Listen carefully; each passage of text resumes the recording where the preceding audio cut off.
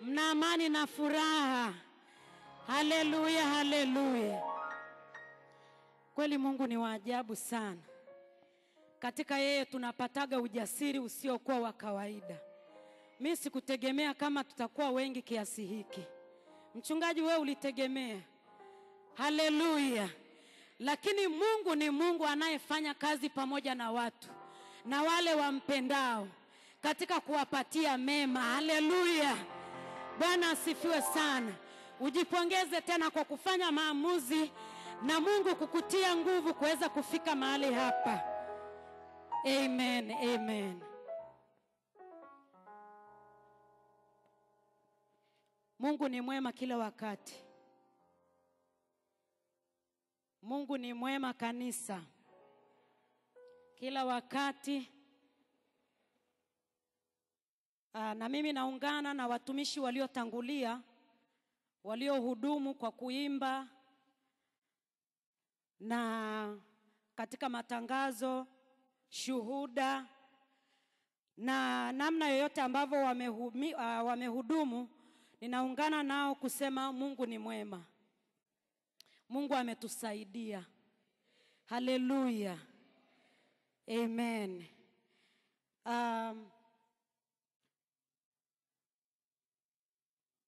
Haikuwa rahisi sana, na kama ambavyo wengi wetu tumesikia na kuona vitu ambavyo mimi sijawahi kuona katika Tanzania yetu wala kusikia, na leo vimetokea. Lakini bado Mungu amekuwa msaada wetu, amekuwa mwokozi wetu, kama alivyosema mchungaji kwamba katika kanisa letu hatujapata taarifa yoyote mbaya. Kwa ni jambo la kumshukuru Mungu sana. Na nadhani kama tungepata nafasi kila mmoja akaelezea namna ambavyo kuanzia ile tarehe 29, 30 na kuendelea, siku ambazo tumekaa ndani, kila mmoja angepata nafasi ya kusema, nadhani ingekuwa muda usingetosha, ingekuwa ndo ibada nzima. Lakini tu kwa maneno machache tuseme kwamba Mungu ni mwema. Haleluya. Haleluya. Nami mbele yenu niko mahali hapa nikimshukuru Mungu tena kwa nafasi nyingine ya kuweza kusimama mahali hapa na kuleta ujumbe wa Bwana kwa ajili ya kanisa. Ninamshukuru Mungu sana kwa ajili ya maombi ambayo kila mmoja ameendelea kuomba. Vikundi, kuna watu walikuwa wanaomba hata kwenye mtandao. Kuna watu walikuwa nakutana 2 watatu, kuna watu walikuwa naomba kanisani hapa. Kwa hiyo tunamshukuru Mungu kwa ajili ya wote ambao mlisimama kuendelea kuomba, wengine mmoja mmoja kule nyumbani. Naamini kila mmoja alikuwa anamuomba Mungu. Kwa hiyo tunamshukuru Mungu pamoja na maombi hayo, lakini haukuacha kusema Mungu, liguse kanisa lako, gusa watumishi wako, na mimi ukaniombea. Haleluya. Ndio maana nimesimama hapa kwa nguvu za Mungu na uweza wa Mungu. Asante mchungaji kuendelea kutuombea watumishi wako, watumishi wa Mungu na watu ambao unatuongoza. Kwa hiyo mchana wa leo ninaleta neno la Bwana kama ifuatavyo. Tutakwenda kupata ujumbe na jinsi ambavyo Mungu atatusemesha. Ujumbe utakao toka katika kitabu cha Matendo ya Mitume, ile sura ya 17.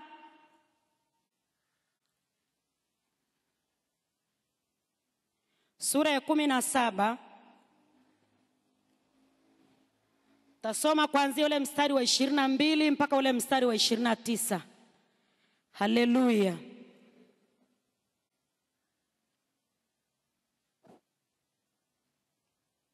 Naamini wote tumefika.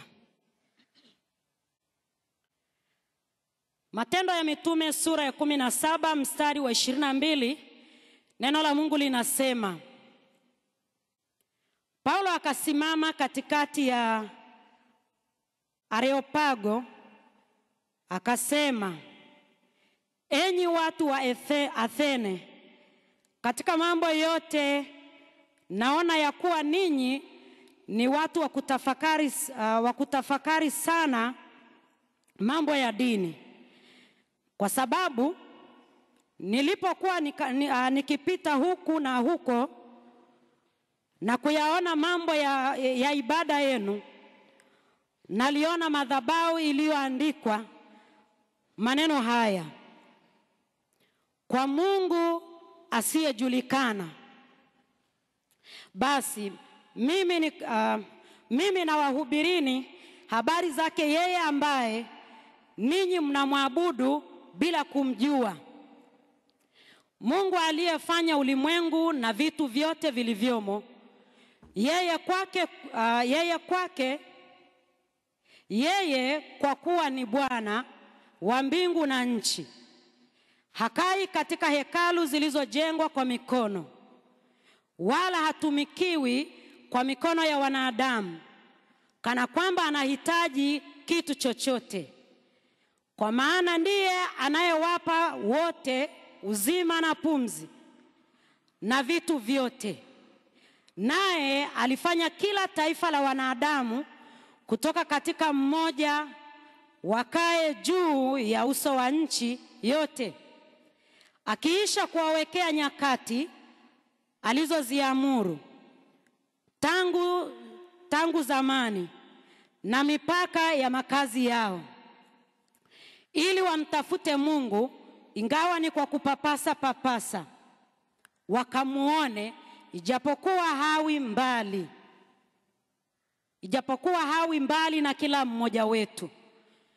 Kwa maana ndani yake yeye tunaishi, tunakwenda na kuwa na uhai wetu, kama vile mmoja wenu mtunga mashairi alivyosema: maana sisi sote tu wazao wake. Basi kwa kuwa sisi tu wazao wa Mungu, haitupasi kudhani ya kuwa uungu ni mfano wa dhahabu au fedha au jiwe, vitu vyote vilivyochongwa kwa ustadi na akili za wanadamu. Hili ndilo neno la Bwana.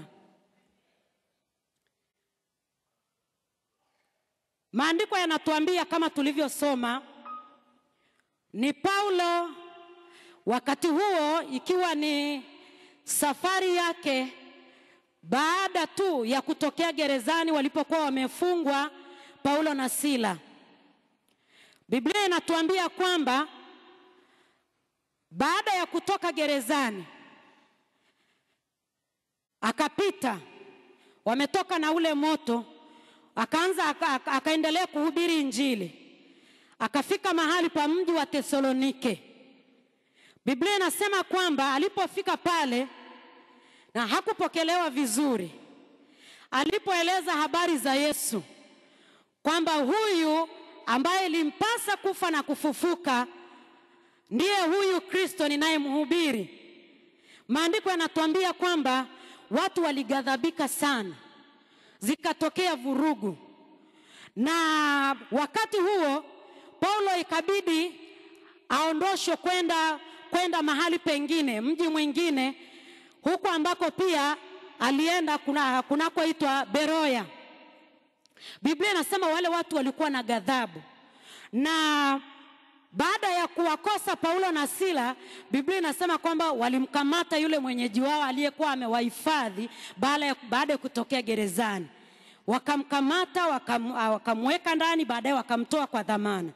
Biblia inasema Paulo akafika Beroya. Alipofika Beroya, kule alikuta mambo ni tofauti na alivyoyakuta kule Tesalonike. Biblia inasema kwamba alikuta watu ambao walimpokea kwa ukarimu, watu ambao waliamini, watu ambao walimfurahia, watu ambao walilipokea neno, watu ambao Biblia inasema kwamba kwa kuwa walikuwa wanapenda kuchunguza maandiko na kuyatafakari, wakafanya hivyo na wakaamini. Wengi wakaokolewa huko Beroya. Maandiko yanasema Na alifika kila mahali alipokuwa anafika. Alikuwa anafika kwenye masinagogi ya Wayahudi. Na maandiko yanasema hata wanawake wa Kiyunani waliokoka wengi. Tena anasema wenye vyeo. Haleluya. Bwana asifiwe.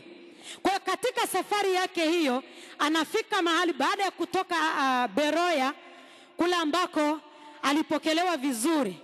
Biblia inasema kwamba akawaacha Sila pamoja na Timotheo mahali pale Beroya.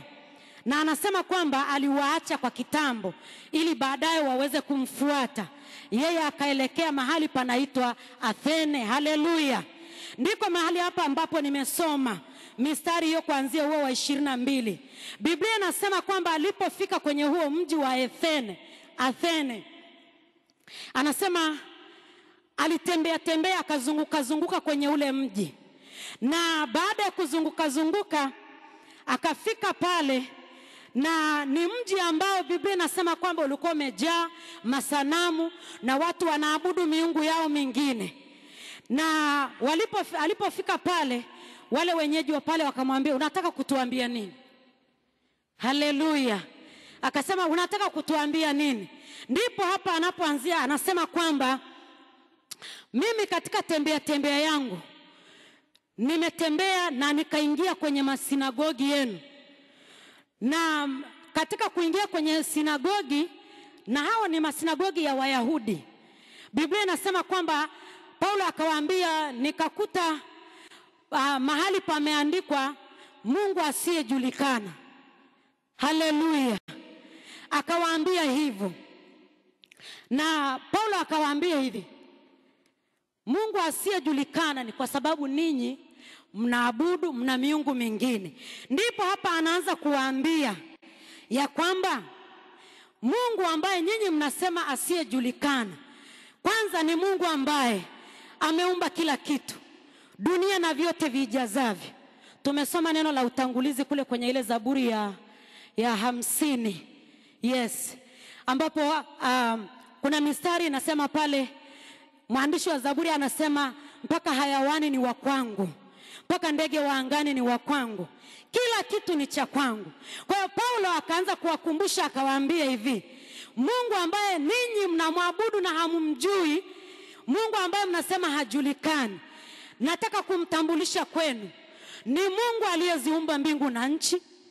Ni Mungu ambaye amewekea nchi hizi mipaka.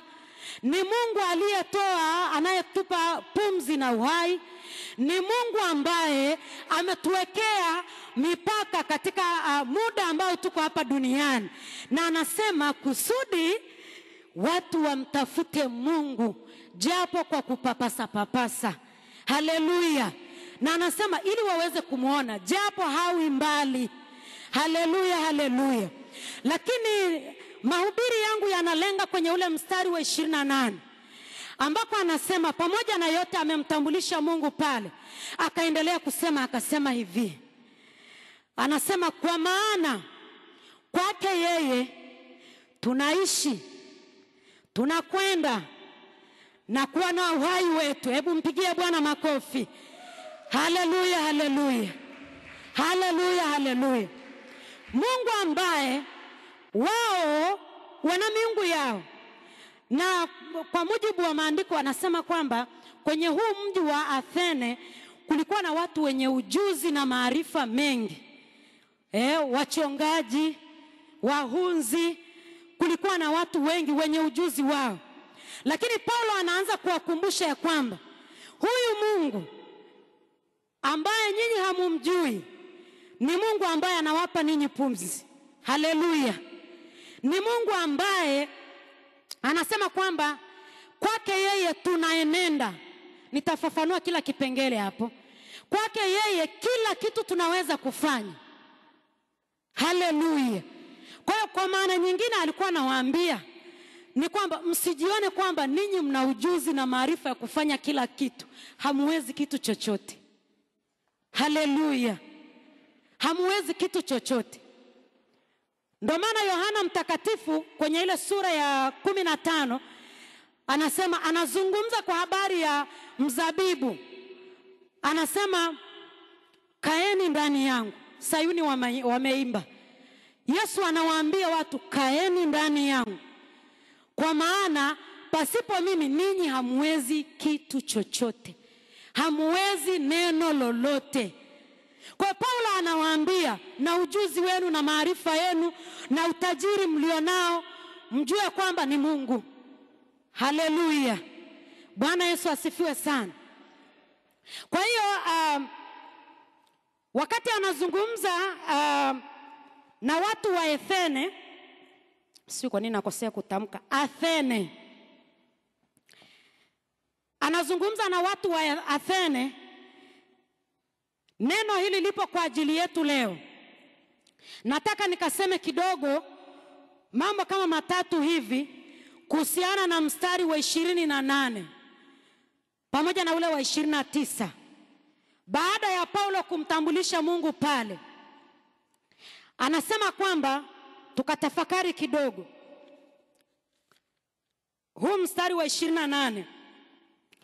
Anasema, kwa maana ndani yake yeye tunaishi, tunakwenda na kuwa na uhai wetu, kama vile anasema, kama vile mmoja wenu mtunga mashairi alivyosema, maana sisi sote tu wazao wake. Kwa hiyo alikuwa anawakumbusha, kumbe kuna miongoni mwao aliweza kutunga mashairi akasema, sisi tu wazao wa Mungu, sisi tu wazao wake. Ndio anawakumbusha, anasema kama vile miongoni mwenu mmoja wenu alivyoweza kutunga mashairi akasema, sisi tu wazao wake. Na anasema, haleluya, mstari ule wa 29 anasema, basi kwa kuwa sisi tu wazao wa Mungu, haitupasi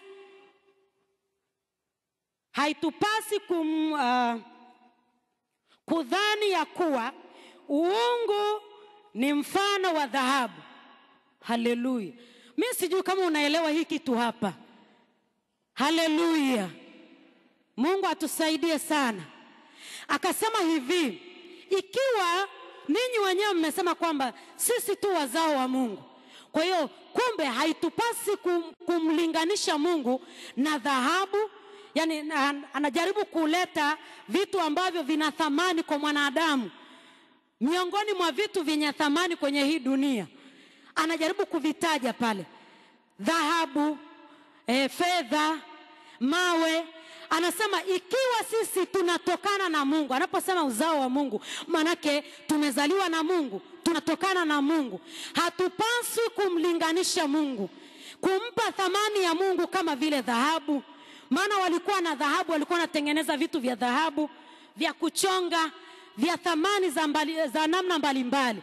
Akasema ikiwa mnatambua ya kwamba sisi tu wazao wa Mungu, haitupasi kumlinganisha Mungu na dhahabu ama fedha ama mawe ama kitu chochote cha kuchongwa. Haleluya, haleluya. Kwa nini Paulo anawaambia hivi? Alitaka, kwa sababu hao watu wakati wanaabudu miungu mingine walikuwa wanafanya ibada. Ibada, neno ibada linatokana na kuabudu. Haleluya. Manake kama walikuwa wanafanya ibada, manake walikuwa wanaabudu vitu ambavyo miungu mingine. Si Mungu aliyewapa uzima na pumzi, si Mungu aliyewapa ujuzi na maarifa. Kwa hiyo lengo alikuwa anawakumbusha wajue, kama ikiwa mnafanya ibada, basi wa kuabudiwa ni Mungu aliye hai, ni Mungu aliyewapa uzima na pumzi, ni Mungu anayewasaidia na kuwapa ujuzi na maarifa. Ikiwa mnapeleka shukrani kwa miungu yenu, basi mnapaswa kupeleka shukrani kwa Mungu aliye hai. Ikiwa mnapeleka sadaka, basi mpeleke sadaka kwa Mungu aliye hai, ambaye hata leo akisema nachukua uhai anachukua, akisema ninatoa hakuna wa kuzuia. Haleluya, haleluya. Alikuwa anawakumbusha hivyo, alikuwa anawakumbusha. Kwa hiyo waliendelea kumsikiliza. Mimi leo nataka niseme hivi, maandiko yanasema Sina hakika kama ni Zaburi ya 25 ama ni 27. Lakini anasema hawa wanataja farasi, wale wanataja magari, ndio kuabudu miungu huko. Wale wanataja fahari zao, wengine wanataja vyeo vyao, wengine wanataja, unajua kuna mtu mwingine anafikiri kwamba ni kwa sababu alikuwa anakaa kwenye gorofa kubwa sana ndio maana risasi hazikumpata, ama ndio maana pengine yeye hakupatwa na mabomu. Mungu atusaidie sana. Biblia inasema, mwandishi wa Zaburi anasema hawa wanataja hivyo vitu, lakini sisi tunalitaja jina la nani? La Bwana aliyeziumba mbingu na nchi. Haleluya, haleluya. Haleluya, haleluya. Wakati mwingine tunajisahau. Tunajisahau sana. Tunajisahau sana wanadamu. Na hawa ni wanadamu walikuwa wanaenda na maisha kama kawaida kama sisi. Kuna mtu leo hii anakuambia anaona yeye fahari yake, kinga yake na kimbilio lake. Nilikuwa kwenye sherehe moja wiki 2 zilizopita. Baba akawa anamtambulisha kijana wake. Na alipokuwa anamtambulisha kijana wake akasema, huyu ndiye fahari yangu. Huyu ndio kila kitu kwangu. Tulikuwa na baroja mpaka nikasema anakosea sana. Anakosea sana. Anasema huyu ndio nguzo yangu. Alikuwa anasema haya maneno. Kwa hiyo sio tu watu wa Athene kama ambavyo tunasoma, hata wanadamu wa leo, tena ni Mkristo, anasema huyu ndio nguvu yangu. Hana tofauti na hao wanaotaja magari na farasi na vyeo na nini na kila kitu. Lakini Mungu ni Mungu ambaye anapaswa kupewa sifa na utukufu na heshima na shukrani na uweza, na kila kitu ni yeye pekee. Haleluya, haleluya. Bwana asifiwe sana. Kanisa, tumwache yule mtoto anayeenda kwa mchungaji. Naona wengi mna concentrate kwa TJ. Haleluya. Bwana asifiwe. Haleluya, haleluya. Ngoja nifafanue maneno matatu hapa kwenye huu mstari aliyosema kwamba kwa maana ndani yake yeye tunaishi, tunakwenda na kuwa na uhai wetu. Bwana asifiwe sana. Acha niseme kidogo kwa habari ya ndani yake tunaishi. Haleluya, haleluya. Ukisoma katika kitabu cha Mwanzo,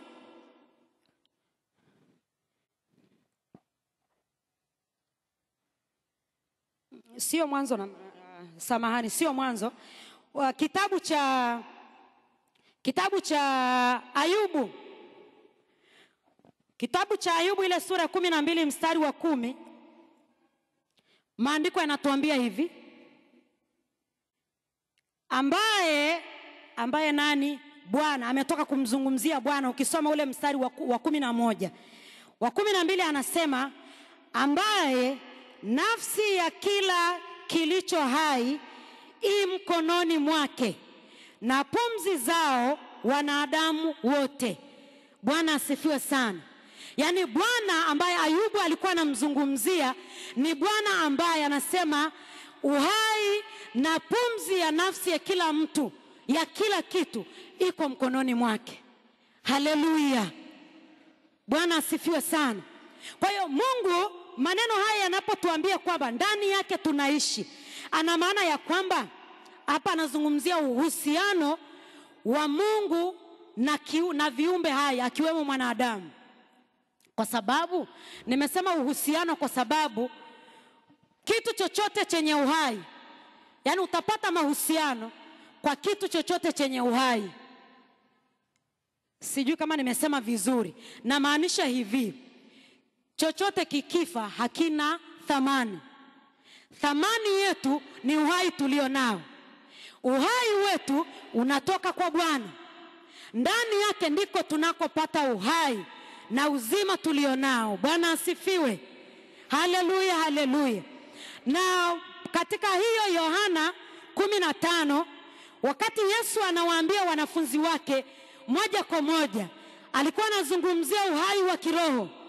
Wakati anasema kwamba kaeni ndani yangu, wakati anasema mimi ndimi mzabibu na ninyi ni matawi. Na kama ninyi ni matawi, anasema kaeni ndani ya mzabibu ili muweze kuzaa matunda. Na akasema akae ndani yangu huyo uzaa sana. Asiyekaa ndani yangu, anasema ni kama tawi linapokuwa nje ya mzabibu, manake ni kwamba linakuwa limekufa. Anasema hutupwa motoni. Haleluya, kwamba halina thamani. Kwa Yesu alikuwa anazungumzia uhai wa mtu wa kiroho, ndio unaoleta mahusiano yake yeye na Mungu. Kwa hiyo anapaswa kumwabudu yeye peke yake. Kwa hiyo anapaswa kumshukuru yeye peke yake. Kwa hiyo anapaswa kumwadhimisha yeye peke yake. Kwa hiyo anapaswa kumrudishia sifa na utukufu yeye Mungu peke yake. Haleluya, haleluya, haleluya, haleluya. Lazima tujue hilo. Ni hatari sana kama kuna mmoja wetu anaweza kuamka asubuhi na akajiandaa akaenda aidha shule ama kazini ama wapi kwenye mambo yake bila kukumbuka kumwambia Mungu asante. Ni hatari sana. Haleluya, haleluya. Bwana Yesu asifiwe. Mtume Paulo anawaambia watu wa Efene, na anatuambia sisi kanisa la Kinondoni leo, na wote ambao mnanisikiliza popote pale mnipo, anasema ndani yake yeye huyu Mungu ndimo tunapoishi. Haleluya, haleluya, haleluya. Na ndio maana wakati mwingine usipojua, siku moja nilisema hivi, usipojua maana ya kitu huwezi kukipa kitu thamani. Haleluya. Mungu atusaidie sana. Usipojua thamani ya kitu huwezi yani usipojua kitu thamani yake ni hatari sana. Huwezi kukipa thamani. Na ndio maana wakati mwingine tunaweza tukasema kwamba tupate dakika 10 za kumshukuru Mungu. Mtu anaweza akasema dakika 10 nyingi sana. Kushukuru tu. Kushukuru tu. Kuna watu walipanda mazao na hawajavuna, lakini wewe ulipanda na ukavuna. Kuna watu mlianza nao kazi, walishaacha kazi ama walifariki, lakini wewe unayo na uko mzima. Haleluya. Kuna watu ambao walizaa watoto kama wewe na wakafa. Namkumbuka dada mmoja, tulizungumza siku moja na watu fulani, watumishi fulani kina Fifi. Nikanasema tuliona yule mama ambaye alifiwa na mume wake na watoto 3 ndani ya siku moja. Ndani ya siku moja. Lakini wewe mbona una watoto wako unao, unawaona, mnasafiri, mnaenda na kurudi. Kama si Mungu ni nani? Mchana wa leo neno linatuambia ya kwamba ndani yake yeye tunaishi, manake nje ya yeye hakuna uhai. Haleluya. Na ndio maana akisema kwamba naondoa huu uhai ndani ya huyu mtu, hata kama wakija wataalamu kutoka dunia gani wakasema huyu tunamwekea nini, haitawezekana. Aliyeshikilia pumzi ni yeye. Bwana asifiwe sana. Kwa akawa anawakumbusha ya kwamba msisahau. Acheni na habari ya kuabudu miungu hiyo mingine. Mungu ambaye nyie mnasema hajulikani, anajulikana. Ni kama niseme kwamba wakati mwingine pengine aliwaambia angalieni vitu ambavyo vinaonekana. Je, kuna mmoja wenu alivifanya? Milima inaonekana, miti inaonekana, kuna mmoja wenu alifanya? Ni Mungu ambaye ndani yake sisi tunaishi. Haleluya, haleluya. Lakini kwenye jambo la pili, kwenye huu mstari ambao anasema kwamba ndani yake yeye tunaishi, tunakwenda na kuwa na uhai wetu. Nataka niseme kidogo kwa habari ya kwenda. Sio kwenda kwa maana ya kutembea kutoka sehemu moja kwenda nyingine. Lakini kwenda akiwa na maana ya kwamba nguvu zetu tulizo nazo, uwezo wetu tulio nao, harakati zetu, mafanikio yetu, mipango yetu, kila tunachokifanya. Tunasikia hata wanafunzi wameshuhudia hapa, Mungu amenisaidia, nimefaulu. Haleluya. Ni Mungu. Wanafunzi wa darasa la 7 mpo? Wale wachache mlioshuhudia? Haleluya, haleluya. Wamekimbia? Haleluya. Ni Mungu. Yaani anaposema kwamba tunakwenda, ndani yake tunaishi, tunakwenda, lile neno tunakwenda, manake ni kwamba vyote tunavyoviratibu na kuvifanya ni Mungu anatusaidia. Haleluya. Yaani ni Mungu anatusaidia vyovyote tunavyofanya. Na ndio maana kwenye Kumbukumbu la Torati 28 anasema usije ukasahau, usije ukamsahau Bwana Mungu wako. Utakapokuwa umekula, umeshiba, umejenga nyumba nzuri, maongeo ya mifugo yako yameongezeka, umefanya kila kitu, umefanikiwa, anasema usije ukanisahau. Haleluya. Haleluya. Anasema usije ukamsahau. Kwa nini? Anasema maana mimi ni Bwana Mungu wako. Kwenye hii Kumbukumbu la Torati 28 anasema kwa maana mimi ndiye Bwana nikupae nguvu za kupata utajiri. Haleluya. Kwa anasema kwamba ndani yake tunakwenda, yaani kwamba tunafanya mambo yetu, tunapanga. Tulipoiona Januari tukasema mwaka huu nataka kufanya 1, 2, 3. Mwaka huu nataka nifanye hili na hili na hili. Mwaka huu nataka, kila mmoja alipanga. Na kila siku tunapanga, maana tuna malengo ya muda mrefu na ya muda mfupi. Tunafanya biashara, tunafanya kazi. Ni Mungu anatusaidia. Hiyo yote yamewekwa kwenye hilo neno tunakwenda. Haleluya. Ndani yake yeye tunakwenda.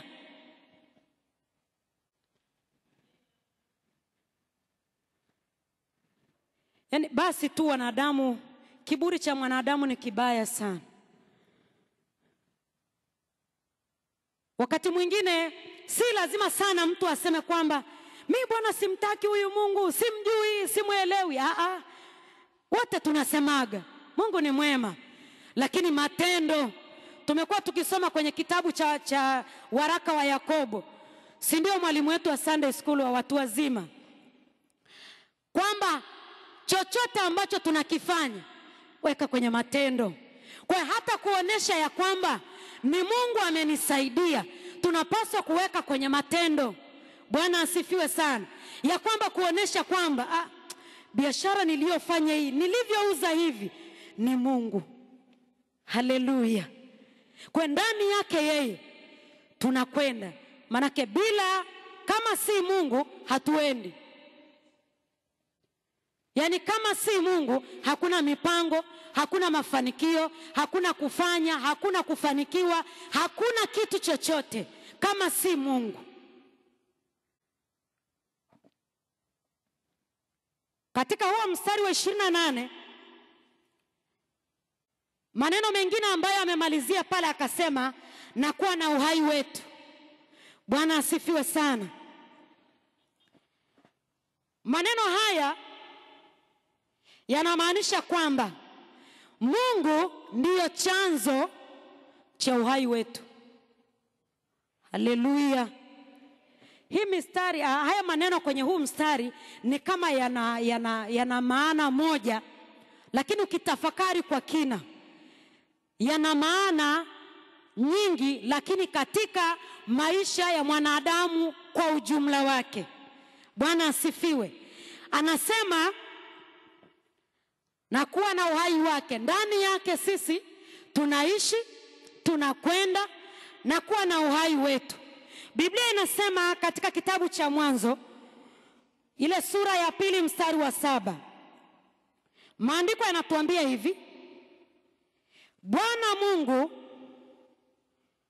akamfanya mtu kwa mavumbi ya ardhi, akampulizia puani pumzi ya uhai, mtu akawa nafsi hai.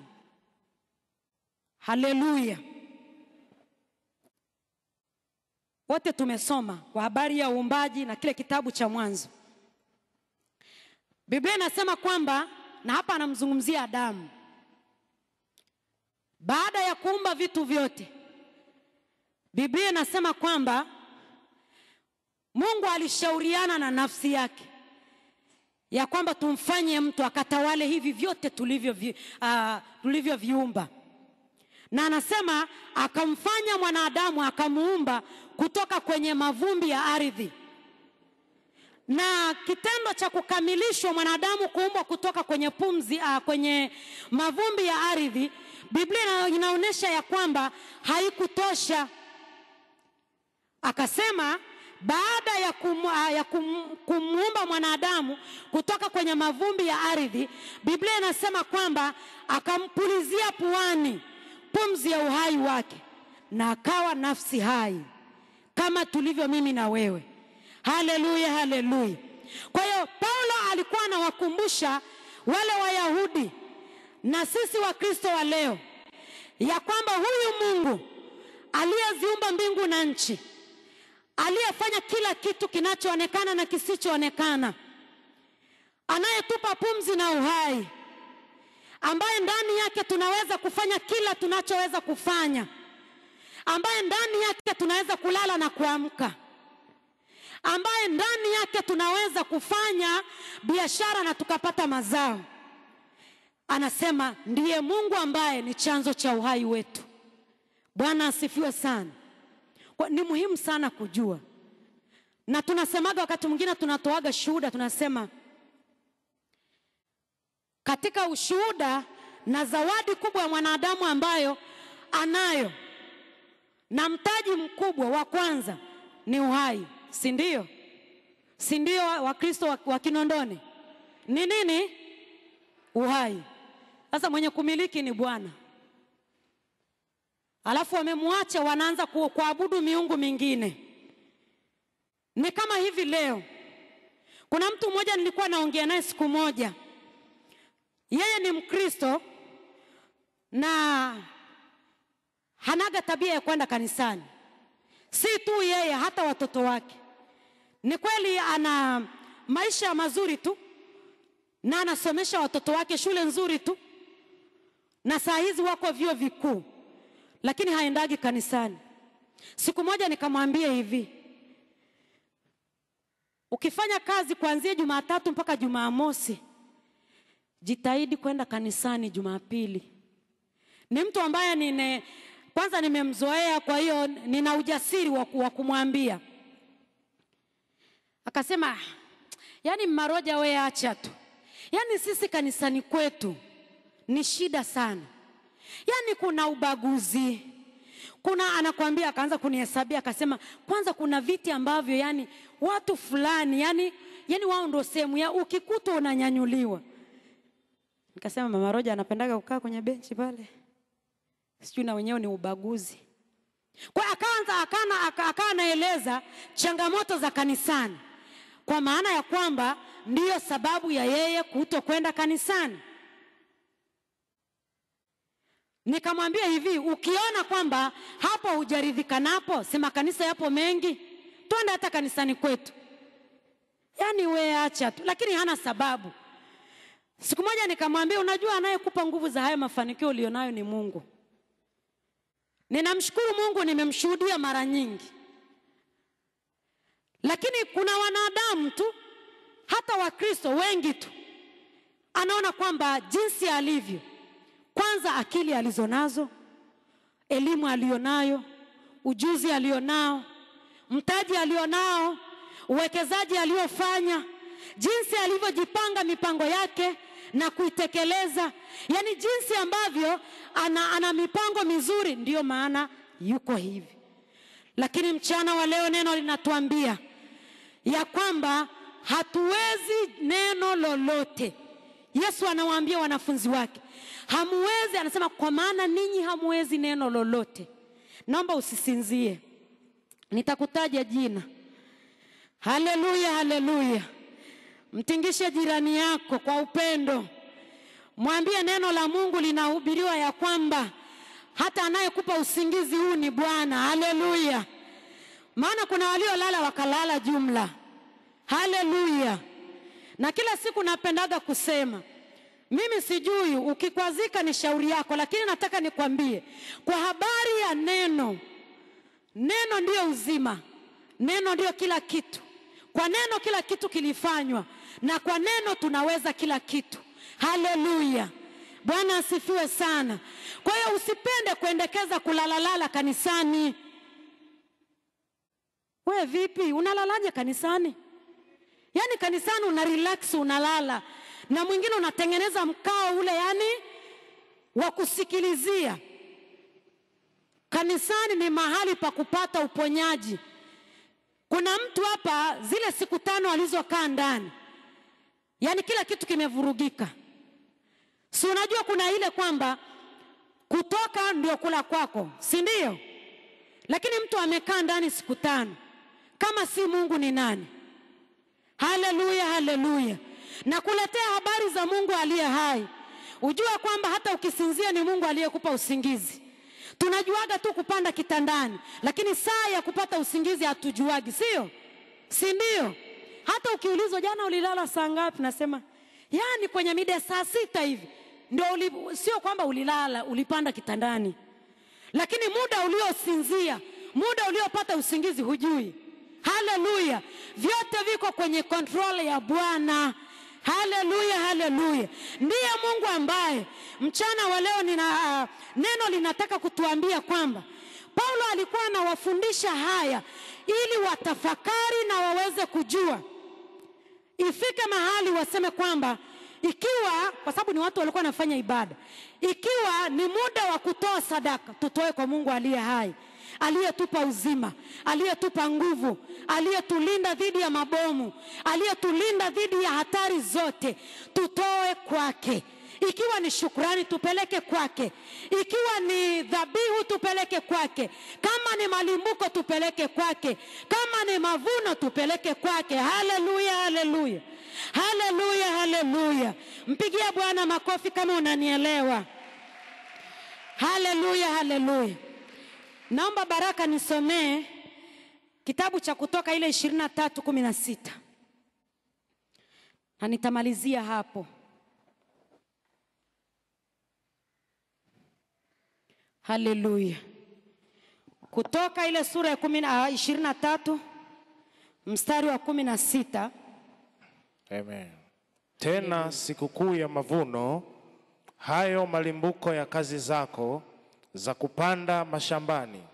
Tena sikukuu ya kukusanya mwisho wa mwaka, hapo utakapokusanya hayo ulioyataabikia shambani. Mara 3 katika mwaka watu waume wako wote watahudhuria mbele za Bwana Mungu.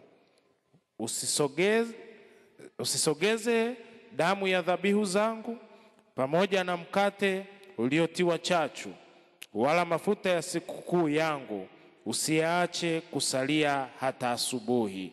Ya kwanza ya malimbuko ya nchi yako utayaleta na kuyatia ndani ya nyumba ya Bwana Mungu wako. Usimkose mwana mbuzi katika maziwa ya mama yake. Haleluya. Amen. Maandiko yanatuambia kwamba ukisoma vizuri kwenye hiyo sura hapo, ni wana wa Israeli walikuwa na hiyo tabia ya kwenda mbele za Mungu. Wanasema kwamba vyote ambavyo umevikusanya mwaka mzima, na sisi tunakuaga na ibada ya mavuno mara moja tu kwa mwaka. Na kwa nini walikuwa wanafanya hawa wana wa Israeli? Maandiko yanasema kwamba kwanza walikuwa wanakumbuka. Hii ilikuwa ni sikukuu. Sikukuu manake ni sherehe. Sherehe manake furaha. Haleluya. Ilikuwa walitenga majira ya wao, na walikuwa wanapangilia kila kitu kinakuwa kwenye mpango. Manake walikuwa wanafanya maandalizi ya kutosha. Yaani kwamba ni wapi yafanyikie, walikuwa wanafanyia Yerusalemu. Haleluya. Hii habari ya mavuno inahusiana sana na wakati wa Agano Jipya katika ile Matendo ya Mitume ile sura ya 2, kwa habari ya siku ya Pentekoste, ambayo kiroho inatafsiriwa kwamba yalikuwa ni mavuno ambavyo ni nafsi za watu ziliokolewa, ambapo ndio mavuno yenyewe. Kwa hiyo Biblia inasema kwamba hawa watu walikuwa na hii tabia ya kukana kutafakari ukuu wa Mungu. Wanatafakari jinsi ya Mungu alivyotembea nao jangwani. Wanatafakari jinsi Mungu alivyowalinda dhidi ya mikono ya maadui. Wanatafakari jinsi ambavyo Mungu amewasaidia usiku na mchana. Wanatafakari na kukumbuka walivyopanda na kuvuna. Wanatafakari jinsi ambavyo Mungu aliwatetea nyakati zote. Kwa hiyo wanakana kutafakari, wanasema kwamba tufanye nini? Ni kama mwimba Zaburi alivyosema. Daudi akasema, ile Zaburi ya 116 mstari wa 12, akasema alivyotafakari ule wema wa Mungu, anaanza kwa kumtukuza Mungu ile mistari ya juu. Lakini ule mstari wa 12 anasema, nimrudishie Bwana nini kwa ukarimu wake wote alionitendea. Haleluya, haleluya. Kwa hiyo hapa wakati Paulo anawakumbusha hao watu ya kwamba Mungu ambaye kila kitu, kama nilivyosema mwanzo, kwake yeye tunaishi, tunakwenda na kuwa na uhai wetu, tumrudishie nini kwa ukarimu wake wote aliotutendea. Bwana Yesu asifiwe sana. Kwa hiyo Wayahudi, wana wa Israeli, wakatenga kuwa na siku ya kupeleka shukrani kwa Bwana. Haleluya, haleluya. Ambayo waliita mavuno. Walipeleka mazao, walipeleka vitu ambavyo walikuwa navyo kila mmoja.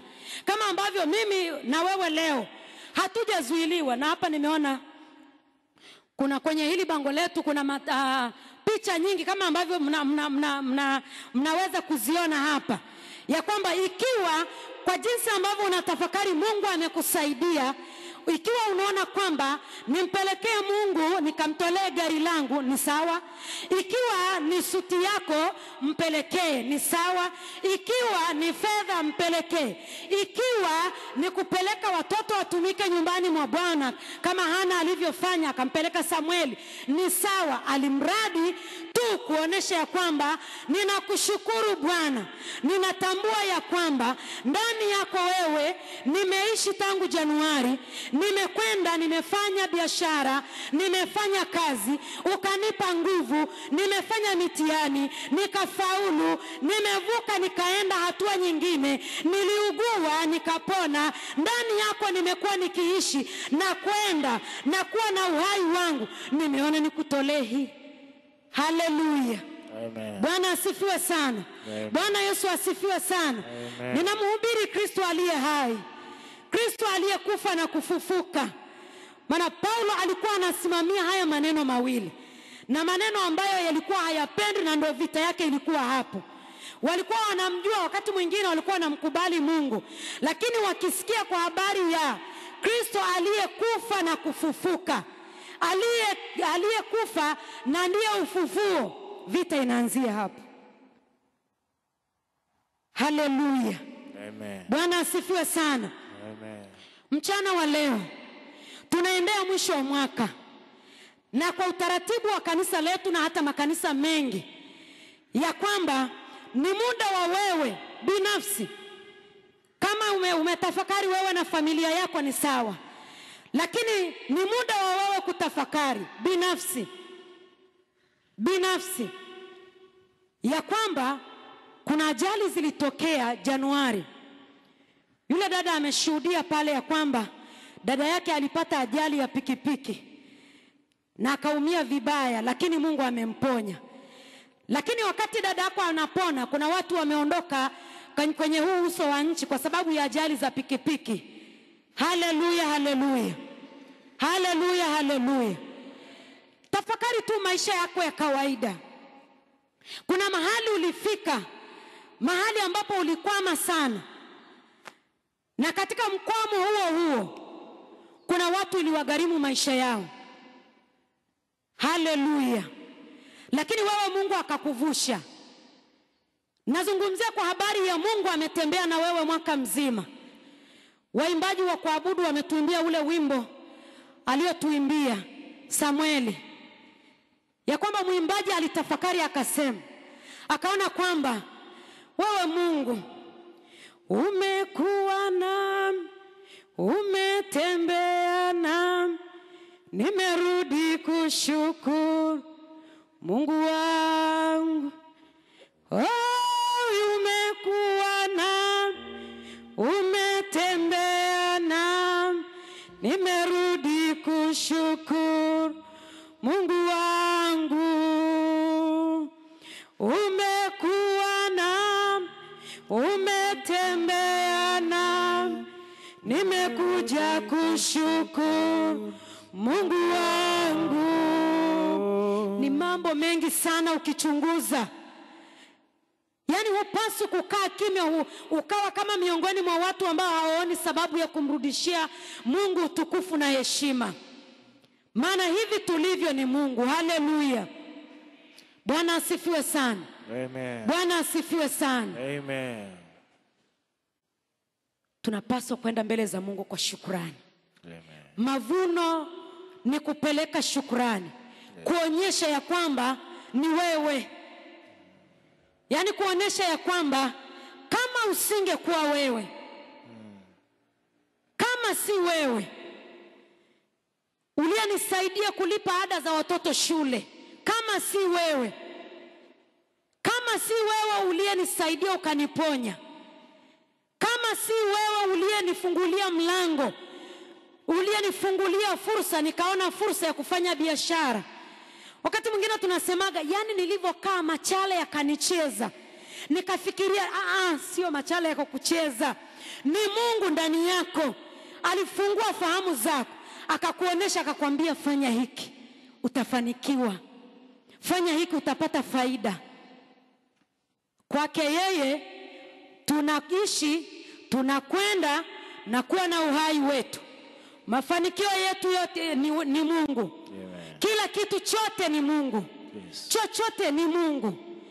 Chochote, kila chochote vile tulivyo ni Mungu. Kuna mtu ananielewa hapa?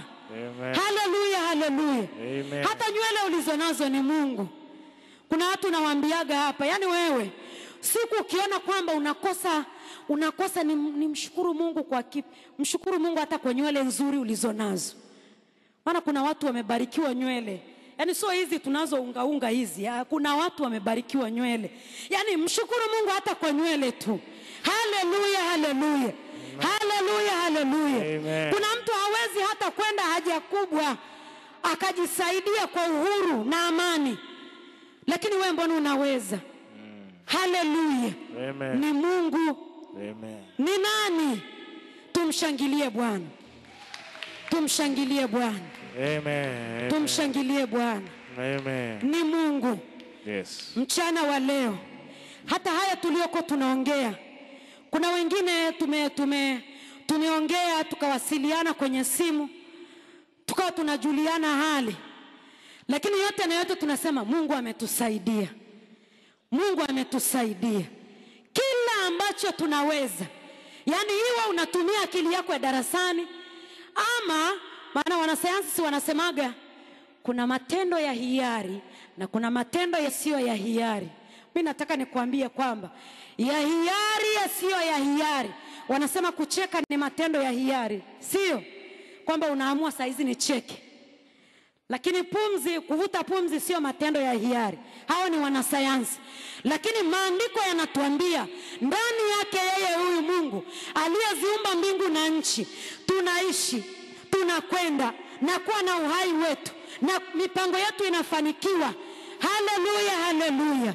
Haleluya, haleluya. Amen. Bwana asifiwe. Amen. Haleluya, haleluya. Amen. Tusimame.